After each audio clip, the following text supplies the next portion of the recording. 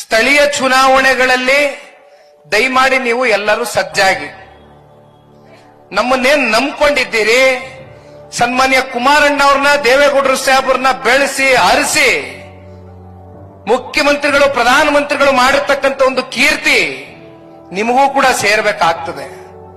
ಆ ನಿಟ್ಟಿನಲ್ಲಿ ಇವತ್ತು ನಮ್ಮನ್ನ ಕಾಪಾಡಿರ್ತಕ್ಕಂಥ ತುಮಕೂರು ಗ್ರಾಮಾಂತರ ಕ್ಷೇತ್ರದ ಜನತೆಯನ್ನಿರ್ಬೋದು ಅಥವಾ ನಮ್ಮ ಕಾರ್ಯಕರ್ತ ಬಂಧುಗಳನ್ನಿರ್ಬೋದು, ನಡುಬೀದಿಯಲ್ಲಿ ಬಿಟ್ಟು ಹೋಗ್ತಕ್ಕಂಥ ಸ್ವಾರ್ಥದ ರಾಜಕಾರಣ ಯಾವ ಕಾರಣಕ್ಕೂ ಕೂಡ ನಾವು ಯಾರು ಮಾಡಿಕ್ಕೆ ಸಿದ್ಧ ಇಲ್ಲ. ನಮಗೆ ಅಡ್ಜಸ್ಟ್ಮೆಂಟ್ ಪೊಲಿಟಿಕ್ಸ್ಗೂ ದೇವೇಗೌಡರ ಕುಟುಂಬಕ್ಕೂ ಬಹಳ ದೂರ. ನಮಗೆ ಅಡ್ಜಸ್ಟ್ಮೆಂಟ್ ಇರತಕ್ಕಂಥದ್ದು ಒಂದೇ, ನಮ್ಮ ಪಕ್ಷದ ಕಾರ್ಯಕರ್ತರ ಜೊತೆ ಮಾತ್ರ.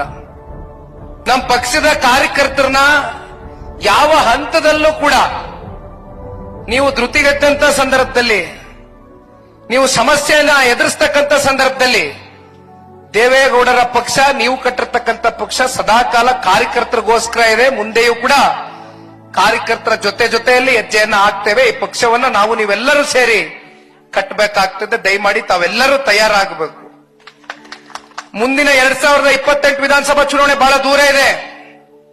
ಈಗ ಸ್ಥಳೀಯ ಚುನಾವಣೆಗೆ ಮಾತ್ರ ನಿಮ್ಮ ಪೂರ್ವ ತಯಾರಿಗಳು, ಸಿದ್ಧತೆಗಳನ್ನ ಮಾಡ್ಕೊಳ್ಳಿ. ತುಮಕೂರು ಜಿಲ್ಲೆಯಲ್ಲಿ 11 ವಿಧಾನಸಭಾ ಕ್ಷೇತ್ರ ಇದೆ.